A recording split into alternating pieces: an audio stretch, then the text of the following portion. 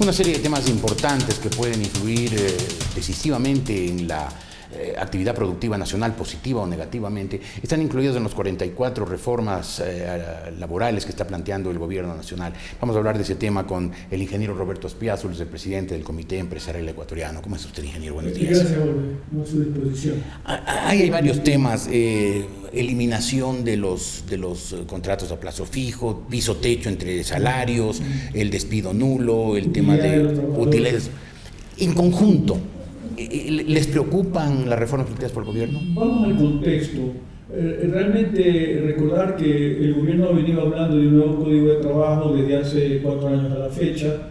En 2013, durante el último semestre, presentó una propuesta de una veintena de ejes temáticos que fue sujeta a debate público. Finalmente se presentó el nuevo código del trabajo el 1 de mayo pasado, en realidad en condición de anteproyecto. Después se produjo un cambio de gestión en el Ministerio de Trabajo Humano y se comenzó a su vez a trabajar una nueva propuesta. Finalmente yo pensaría que a raíz de las manifestaciones del 17 de septiembre el gobierno decidió replantear estrategia y presentar finalmente una propuesta acotada, es decir, limitada. Ya no es un nuevo código del trabajo, son unos pocos temas, unos 5 grandes ejes temáticos según el propio presidente Correa. Y bueno, pues yo creo que es muy importante también poner esto en el contexto político. El objetivo principal del gobierno es apuntar hacia las reformas constitucionales, hacia la perpetuación, hacia la reelección presidencial indefinida. Claro. Y esto de alguna manera también, como un hecho de coyuntura, sirve para generar una suerte de maniobra distractiva, a pesar de lo cual naturalmente dentro del contenido del proyecto, pues evidentemente hay temas que conciernen con mucho al sector empresarial. ¿Conciernen y les causa preocupación o no? Bueno, sí, evidentemente nos causan preocupación y tal vez podríamos ir viendo tema por tema. Quisiera empezar con el tema del contrato a plazo fijo, que en la actualidad se puede contratar empleados con un plazo de prueba de 90 días hasta 2 años plazo. En realidad el mecanismo se utiliza más con 1 año. El gobierno dice de alguna manera que se ha venido abusando de este mecanismo, que este año se han suscrito tanto como 600.000 contratos de esa naturaleza, pero la realidad es que, como usted entenderá, igualmente los televidentes, el empresario no contrata al trabajador para despedirlo, usted lo contrata para tener una relación de mediano y largo plazo, lo que quiere decir que buena parte de esos 600.000 contratos se tornan en contratos de plazo indefinido. Más allá de que hoy por hoy hay muchos trabajos que son de intensa rotación, lo que determina que de repente ese año ni siquiera se cumpla, o al cumplir el año, por voluntad del propio trabajador, termina el contrato. Busca alguna otra alternativa, como por ejemplo empleos como cajero en supermercados, en farmacias, en bancos, que obviamente pues mucha gente joven que tiene preparación universitaria no se siente satisfecho con ese desempeño y busca otra posibilidad, de manera tal de que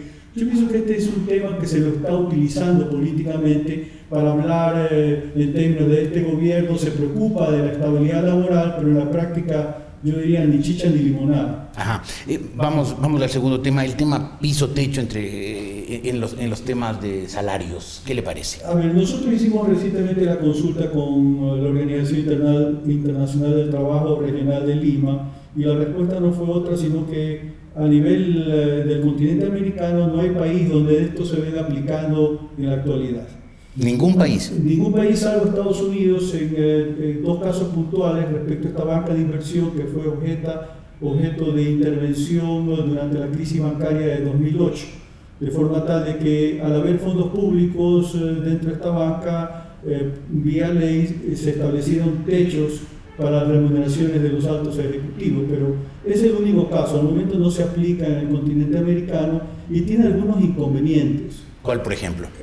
Por ejemplo, de que hoy por hoy nosotros estamos hablando en el Ecuador de la sociedad del conocimiento, que se basa fundamentalmente en capital humano altamente preparado. Figúrese usted que en la Universidad de Yachay, los miembros de la Junta Consultiva, que son pues PhD con una importante trayectoria académica, han sido contratados por decreto ejecutivo, pagándoles $217.000 al año, es decir, poco más de $18.000 al mes, inclusive con la posibilidad de un bono de que si se mantienen 5 años en el proyecto, recibirían al cabo de este periodo una bonificación de $1 millón. Entonces, ¿eso se paga en la Universidad de Yachán? Sí, para los miembros de la Junta Consultiva, en efecto. Es decir, el gobierno quiere poner topes salariales a la empresa privada, pero él mismo no se pone topes.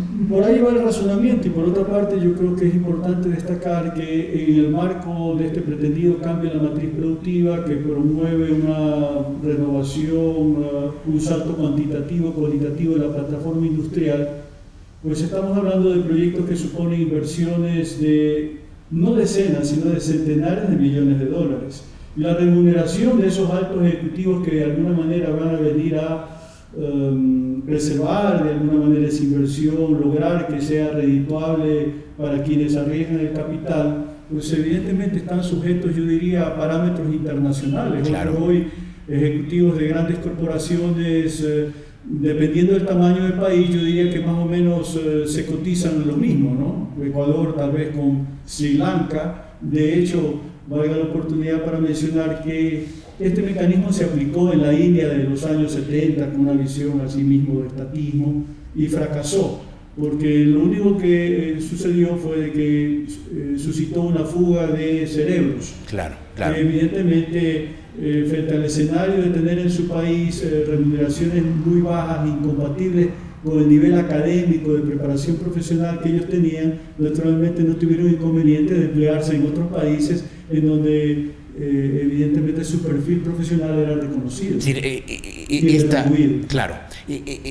este intento del gobierno, ¿les parece a usted que políticamente suena bien? Le va a gustar a la galería, pero puede tener inconvenientes grandes, sobre todo en fuga de cerebros. El punto principal, Jorge, es que la política pública debe apuntar a la remuneración base para tratar de asegurar lo que la propia OIT denomina trabajo digno, es decir, asegurar que el que esté pues en nivel piso salarial tenga de alguna manera seguridad, garantía de que va a tener una condición digna de vida con posibilidades naturalmente de alimentación, salud, educación. Claro. Eso sucede en todas partes, pero está con esta idea de anclar los salarios de los altos ejecutivos, como le digo, contraviene la propia política pública de economía del conocimiento y de cambio en la matriz productiva, de manera tal que desde el sector empresarial nuestro mensaje no es otro sino tengan sin decir. Claro, además es obvio que no se debe bajar los salarios de los de arriba, sino subirlos de abajo.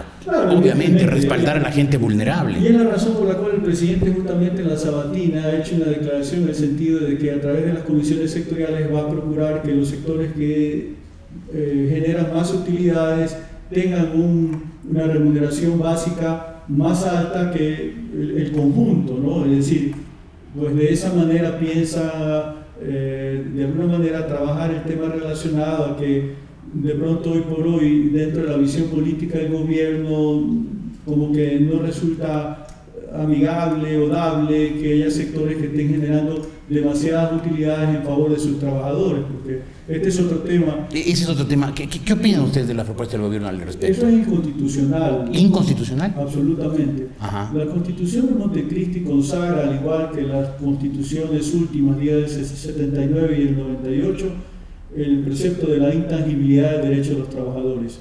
De hecho, vía legislación, esto ya estuvo vigente en los 80 y en los 90, con techos salariales de 40 y 80 remuneraciones básicas unificadas respectivamente.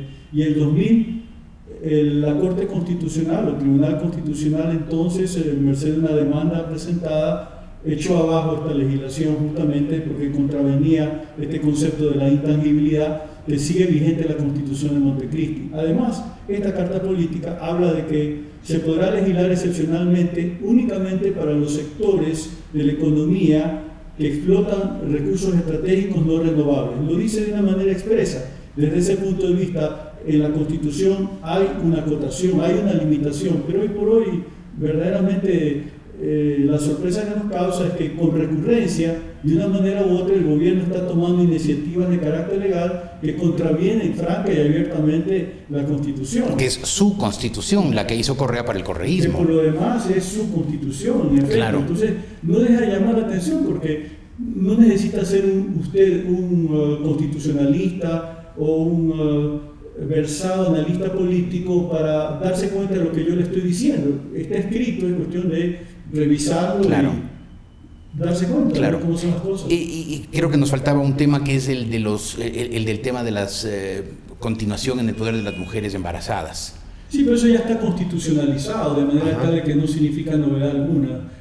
Sin embargo, consta en el proyecto de reformas. Consta en el proyecto, sí, pero y además usted entenderá que ningún empresario está en el plan de despedir a una mujer embarazada. Todos somos seres humanos, somos padres o abuelos, y verdaderamente pues frente a la posibilidad de que una empleada salga embarazada, uno no va a estar pensando en despedirla. No conozco que eso esté sucediendo como un problema generalizado del aparato productivo nacional.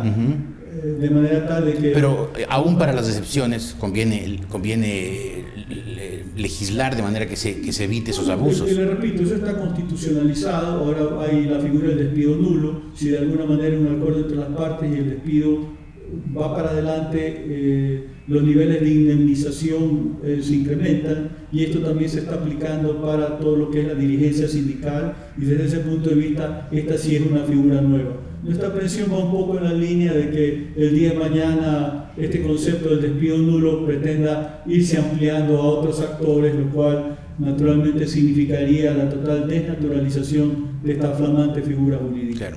Y para terminar, ingeniero Espiazu, en conjunto, ¿la clase empresarial ecuatoriana se siente hostigada por el gobierno, o siente al menos que no hay condiciones propicias para un trabajo tranquilo de inversión y de producción? Mire, Jorge, yo debo decir que lamentablemente nuestros desentendimientos son continuos, ¿no? El marco del socialismo del siglo XXI, los espacios para la iniciativa privada como tienden a estar de alguna manera acotados, limitados, sobre todo por una incomprensión de carácter ideológico, porque usted sabe perfectamente de que este es un gobierno donde hay mucha gente sectaria.